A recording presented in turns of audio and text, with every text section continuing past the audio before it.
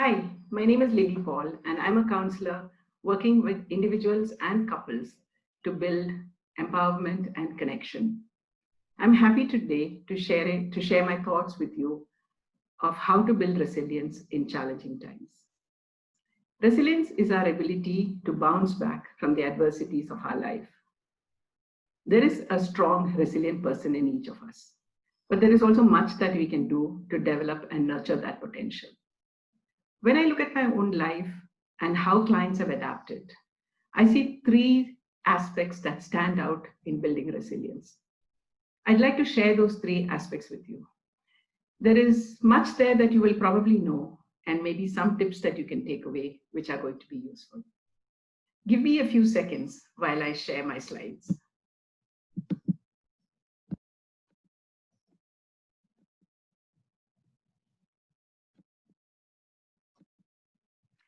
There you go. Understand and manage your emotions, practice mindfulness and gratitude, and be the architect of your life. So when you look at those three aspects, you can see that there is a skill to build, a practice to follow, and a plan to make. Let's dive in and unpack each of these. Emotions are an important part of our thinking process. Together with our thoughts, they help us to understand what is going inside of us and around us. I'm not going to get into a long explanation of the neuroscience of emotions, but briefly, I'd like to tell you that we have both an emotional brain and a rational brain. The emotional brain is the seat of all our emotions and our memories, and the rational brain is the seat of our language, our creativity, our logic, our problem solving. It's the executive brain. Now, these two parts don't work in isolation, but they work together to give us our experiences. In our emotional brain, there is also the primitive brain, or the earliest part of our brain, which is also the fear center or the threat center. When we go through extended periods of challenging times and difficult emotions, we could get trapped in this part of our brain, from where the threat part of our brain, from where there are only three ways to respond, which is to fight, flee, or to freeze. So if you find yourself sleeping a lot, binge watching, don't want to work, or not sleeping, or getting snappy and irritable, then you're responding in one of these three ways. This pandemic, from the beginning of this pandemic, we have had to face an array of difficult emotions. When we go through challenging times and difficult emotions for an extended period of time, it starts to take a toll on our mental health and well-being. We have no control over what happens to us on the outside. But what we do have control over is how we receive it and how we manage ourselves, the emotions being a big part of that. Now, there are 8 basic emotions, but under each of those basic emotions are also a multitude of emotions of varying intensities. And so it becomes important to build a good emotional vocabulary. If you were to ask a young person today, what are you feeling? He might probably respond saying, I'm pissed. Now, what does pissed mean? Is he annoyed? Is he irked? Is he angry? Is he enraged? Is he worried? Is he frustrated? We don't know, because pissed does not tell us anything. When you build that emotional vocabulary, then it gives us not only an insight into ourselves and an understanding of what we are going through, but it also helps us to express ourselves to others more clearly so that we are better understood. I would encourage you to go online and download one of these feeling emotions wheel or feeling charts, as they are called. Refer to it often as you go through challenging emotions to be able to identify exactly what are you feeling. Use it over a period of time and you will build an impressive emotional vocabulary to express yourself. The skill that I want to teach you today is how to move out of your emotional brain and back into your rational brain. And that skill is called RAIN. And I've seen remarkable change in people when they start to use that skill. RAIN is an acronym for a 4-step process, RAIN. The R stands for recognize, which is to ask the question, what am I feeling right now? And to give that feeling a name. And here's where that emotional vocabulary becomes important. You just have to sit there with that emotion. You just have to be there and say, this is what I'm feeling. I'm feeling frustrated, I'm feeling angry, I'm feeling anxious, just give it a name.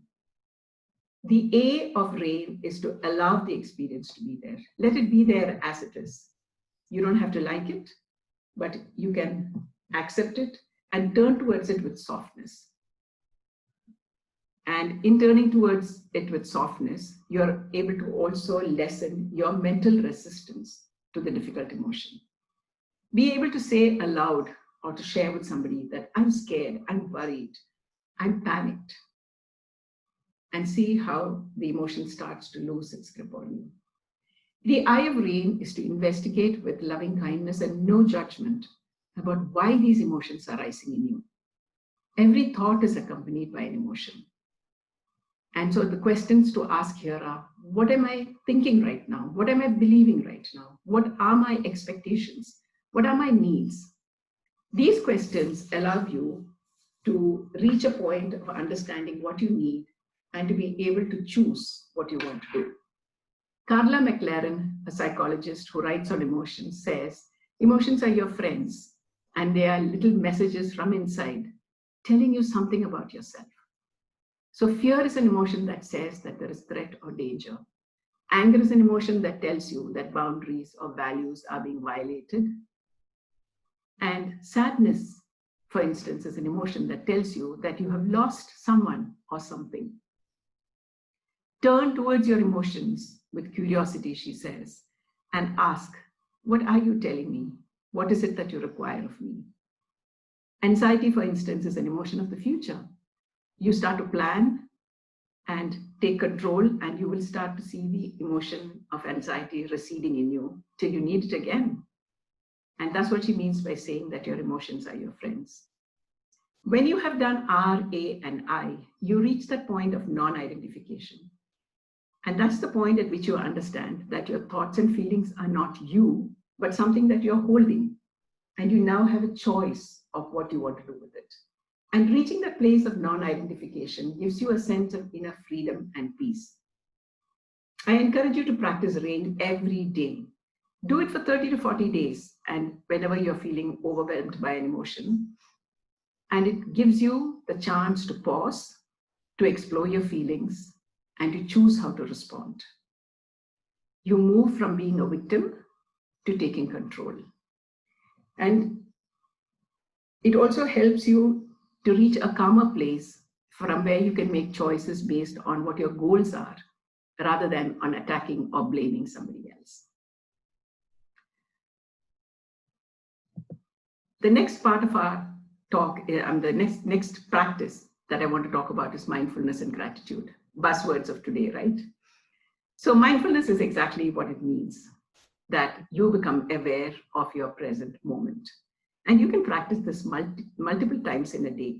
Just stop for a minute and think about where you are. Observe your body, your breath, your emotions, your thoughts. Be in the present moment. What this helps you do is to stop reliving or rehashing the past and help or worrying about the future, and anchors you in the present moment. And so it takes away the negativity and keeps you anchored in a positive place. Gratitude helps us to appreciate the positive and the good in our life and appreciate the things that we take for granted. Every morning, for instance, I wake up and I open my bedroom curtain and I look out onto this beautiful frangipani tree. I breathe in the greenery and I'm so grateful for this tree outside my window. It energizes me. Little things that bring joy that we take for granted. Practice mindfulness and gratitude together every day, and you will see that you are becoming a more positive person and that it is instilling in you a sense of well-being. There are many practices to build mindfulness and gratitude. Meditation is an important one. Now, meditations can be of many kinds. It can be open, focused, a visualization. All of these meditations are beneficial. And studies have shown that when you meditate regularly, it helps to increase mindfulness, it decreases negativity, it gives you more purpose in life, and puts you more in control. The meditation that really impacts resilience or helps to build resilience is loving kindness or compassion meditation. Now, all of you would have practiced meditation in some way or the other. So if you are practicing breath meditation, for instance, when you come to the end of that meditation, you could put your hand over your chest and visualize that you're breathing from your heart. Visualize your heart open and close with each breath. And then take a moment to think about something or someone in your life that you are grateful for. And with each breath, say to yourself, for this, I am grateful. For you in my life, I am grateful. You can even turn this inward and say to yourself, for who I am, I'm grateful. For how I'm coping with this, I'm grateful. For the strength I have, I'm grateful. It builds compassion and it builds gratitude. What are some of the other ways to practice gratitude? Keep a gratitude journal. Before you go to bed at night, write down 10 things that you're grateful for. And I insist that of these 10 things, 5 things can be repetitive, like my tree outside my window every day. But 5 things has to be relevant to that day. Something that happened in the day where you stopped and felt a moment of joy or met someone who cheered you up in some way. Write it down and maybe even share it with a friend, because when you share it, then it becomes even deeper. Or take a few moments to sit and think about it yourself of what these points of gratitude mean to you. You can even build a culture of gratitude in your home by having gratitude sessions, sharing sessions in the evening. Those of you who have faith practices or prayer practices in the evening could end it with a gratitude sharing. And I've seen this happen in families, and it's quite powerful, where every member of the family talks about one moment in the day that they were grateful for. And what it also starts to do is to build gratitude in your children from an early age. So take time to practice mindfulness and gratitude every day. Let's come to the third part, which is to be the architect of your life. What do I mean by that, to be the architect? We don't have to allow life to happen to us. We can take control of our life. And by that, what I mean is that you can choose to be the victim of your story, or you can choose to be the hero of your story. What would you like to be? And there are a number of ways in which you can take charge. I have put on a few points here, and I'm sure you can think of many more. But here broadly is what I see as aspects or practices that build resilience. The first thing is to accept present reality. I'm not saying you have to like your reality. I'm not saying you need to be comfortable with it. And accepting reality does not mean that you're giving up. But what it means is that you are stopping to fight against it or to resent it, but to accept it and focus your energy on what you can control and what you can do day by day. Plan ahead and create a routine. Now, when I say plan ahead, I'm not talking about 2021 or 2022 plans. And of course, long-term planning is great, but I'm talking about a time frame that you can control. When you are going through a difficult time, it is difficult to think long-term. You're more caught up in the throes of everyday living. When I talk to my clients and I ask them, what is a time frame that you feel you can control? The answer is typically a week. So let's look at life in terms of 1 week only. Does that feel doable? Take this week, start to work on it on a Sunday. And what goes into creating a routine? To start with, many of you are either living alone or living with a family with multiple generations. You have to provide food. It's an important part of our life. Create a meal plan for the week, Monday to Saturday, breakfast, lunch, and dinner. What are you going to take? What are you going to cook? And who is going to be responsible for those meals? Putting down that meal plan also helps you build your grocery list for the week. Into your routine should also go elements of exercise, of practices of mindfulness and gratitude, meditation, family time, entertainment time. I mean, when you go through difficult times, you do need entertainment. Time to connect with family and friends. Plan all of that into your week, and every week you can start to revise it and add something more or drop something. but have it up written and put it up somewhere. And just looking at it gives you control over your week. And your sense of helplessness and feeling overwhelmed starts to go away. Find a purpose or an interest. And here I'm not talking about life-changing purpose or change the world purpose. I'm talking about what is going to get you out of bed every morning with a feeling of interest in your day. How do you put one foot in front of the other? Just small step by step. I remember a poem from my childhood which said, make a cup of tea, say a prayer, make a soup, small steps. But it is these small steps that take you into the future from where you can look at it with hope. A friend of mine was telling me the other day that he has joined a discussion forum online where he's being seen as a valuable contributor.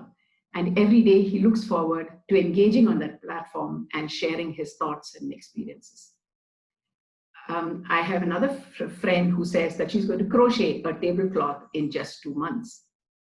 I have a client who says that she's going to take this time to work on personal awareness and growth. Each of these are just small tasks or small plans, but I can see how much of energy it is creating in those people. Maybe your purpose is to create family connectedness, or maybe it is learning, joining for courses, or maybe it is hobbies.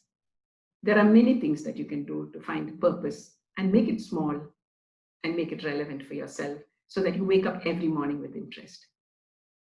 Build support, especially in this pandemic, we can see how isolated we are.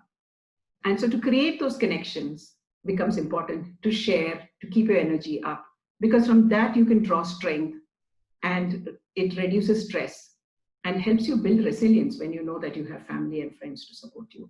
I can look at my life and the challenging moments and I can say that it is my faith, my family, and my friends that have gotten me through the difficult moments of my life. So take time to build that support. In the last month, one of the things that I have shared with clients and which I think they find very helpful is this little exercise that I'm going to share with you, which if you have a tendency to panic, can immediately start to lower your panic levels. So do this with me. It's a sensory exercise. Think of 5 things that you can see. I see a painting, I see my window, I see the wall, I see my cup, and I see my laptop. 4 things that you can touch and feel the texture of it. I can touch paper, I can touch the ceramic of my cup, I can touch wood, and I can touch glass. 3 things that you can hear. I can hear the sound of birds, I can hear my neighbor's dog, I can hear the fan. 2 things that you can smell. I can smell my perfume and I can smell my tea. 1 thing that you can taste. My cup of tea. And if you can walk up to your fridge and put something really cold in your mouth, that becomes even better. Do this exercise and you will see panic starting to recede immediately. Because what this exercise does is it uses all your senses and it anchors you in the present.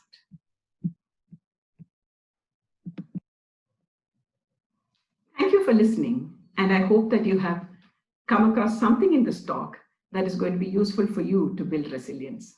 Stay strong, stay resilient, and God bless you all. Make a good life.